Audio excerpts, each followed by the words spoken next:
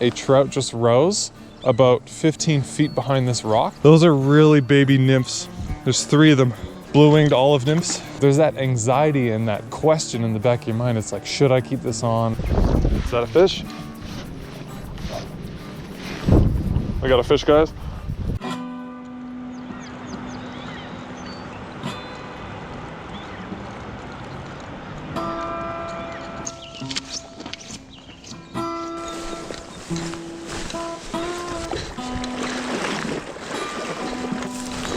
Oh, it's mucky.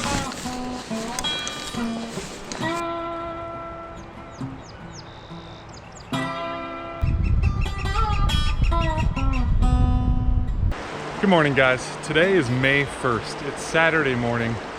It's 7:15 a.m. My dog got me up early again.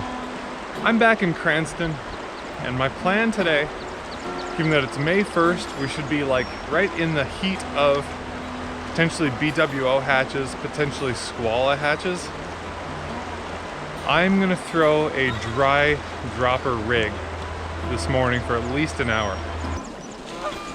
Okay, hello geese. All right guys, here's our black elk-hair caddis. It's a little bit disheveled. And then on the bottom here we have our little pheasant tail soft hackle. So that right now it's looking pretty raggedy, but that's fine. I mean, insects don't always look pretty and perfect on the water, so I really don't care that these are looking a bit disheveled. What's really nice about this morning is the wind is really low, and it's a few degrees above zero, so it's pretty sweet. Oh man, this goose just this goose sucks at walking, dude.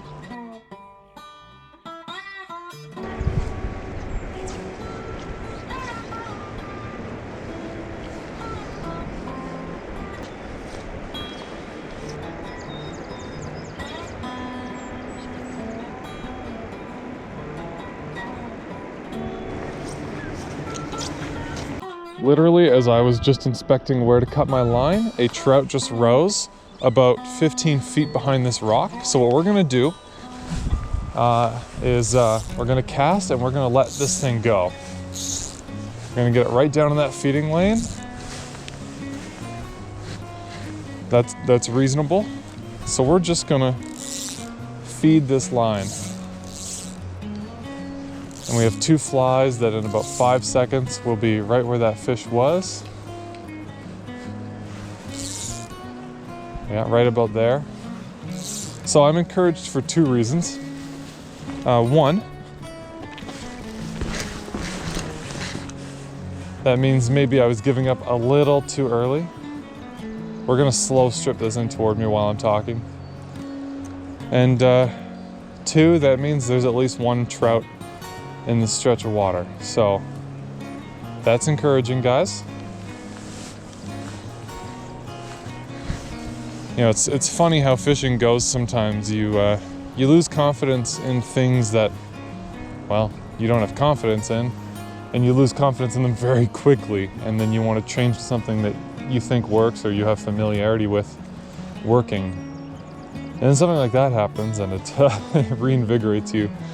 But there's that anxiety and that question in the back of your mind. It's like, should I keep this on? Was that a fluke? Will the fish, will they prefer nymphs? Should I be nymphing? And the answer this morning is probably yes. I should still go to nymphs. This fish is actively feeding, which is really good to know.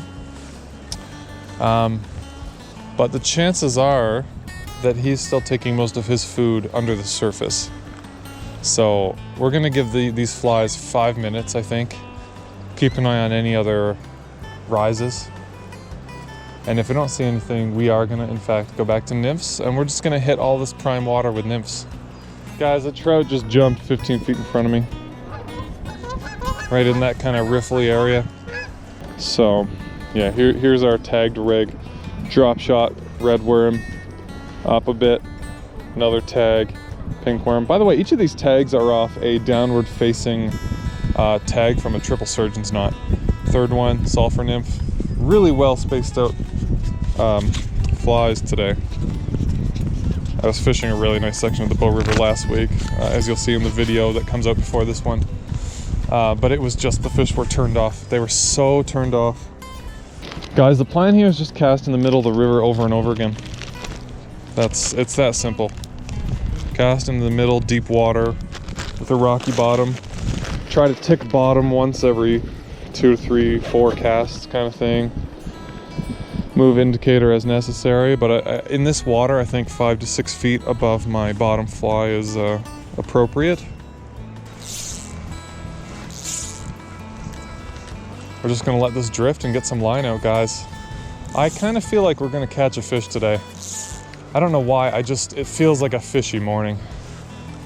Now when you are fishing a double or triple nymph rig, especially with a triple, and especially when every fly and your split shot are all on tags, it's a freaking nightmare to cast, and you better hope you don't false cast. So do your best, like practice with it. Do single water loaded casts like what I'm doing now. I'm letting it swing at the end of my drift. I'm pulling for tension because you need tension as you lift out of the water, and then one flick up. Do you see how nicely that landed? You saw 4 plops in the water, 3 flies and a split shot. Just perfect. Come on, that's some prime water right there, Mr. Fish. Can you just do me a bite? It's so easy to forget about things like your shadow. Look at the shadow I'm casting. I'm casting it halfway into the river.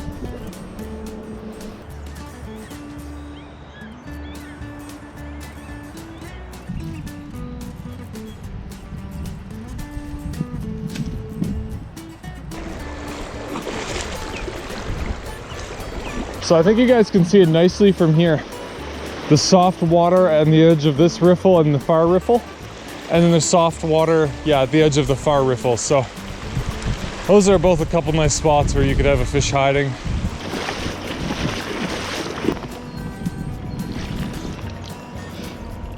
Oh, we got some action there, guys. Those are really baby nymphs. There's 3 of them.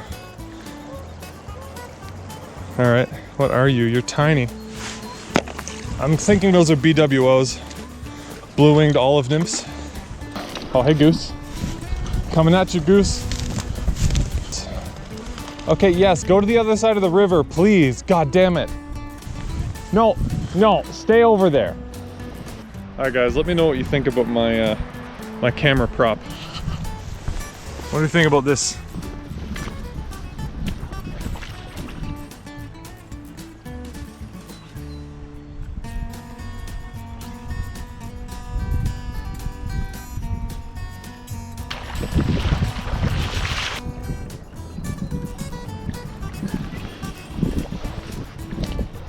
What do you think, guys? Is it time to put on the Bow River Killer? So I've tied on that red wire Reese's Pieces, but because I lost my tag end, I tied it right onto the line. And I have the shortest dropper of all time, but whatever, I'm dredging bottoms, so maybe it'll work, maybe it won't. Maybe I should take more time and do it upright.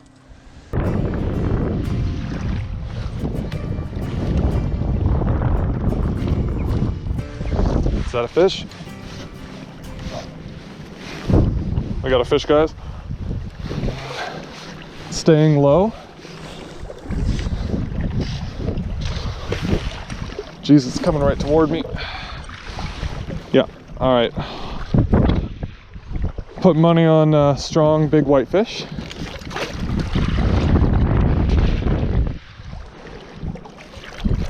Not quite ready for the net.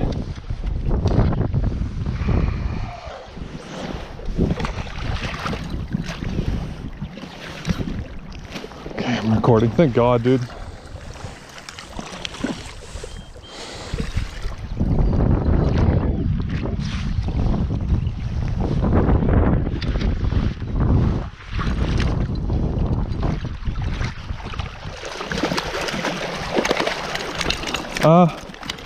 Guys, it's not a whitefish.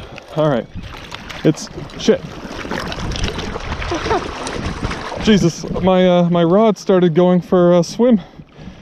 Guys, we got the trout. Hey? I don't know what he took. Oh, baby. All right, guys, this is a nice little trout. I put him at 15, 16 inches.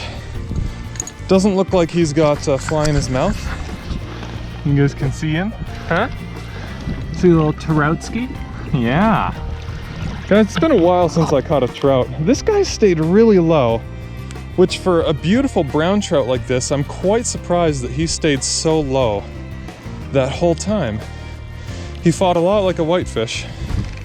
So, guys, I'm gonna get my phone out. I want to take a photo of this fish. I never take photos of fish, so. All right. I think we took enough photos, guys. You know, I'm really trying my best to keep him in the water, his head's up, the water is flowing right through his mouth and over his gills, so even though I've had him in the net for a little while at this point, I haven't had him out of the water for a long time. Look at his beautiful spots, guys. What a beautiful tiger, man. I mean, it's a brown trout, but he's got that nice gold along his body.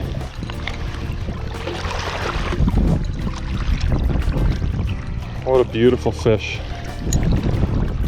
All right, let's get him released, guys.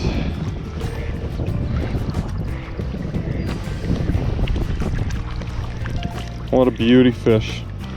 All right, let's get him going. Here you go, buddy. Woo! Let's go. All right, so yeah, let's show you. So when he came into my net, he had like all these flies like this all together. So I don't know, I think he probably wrapped himself up, and I don't know exactly what he took. Maybe we can slow-mo the video later and figure it out, but. And what did I tell you guys? I told you, even though he's risen a couple times, I've seen a couple of rises, and I had the dry, wet rig on. I told you that that fish is still feeding under the surface a lot more than he is above the surface, and that because he was feeding above the surface, it indicates he hungry, he moving, he active. He's gonna take a nymph if he sees a nymph, and I gave him a nymph, and he took it. I caught a stickfish, world-renowned stickfish. Buddy just showed up and he's fishing down at the riffle, at the end of those riffles in that slow water that I showed you earlier. Good place to fish. Props to him. I might have to go say hi.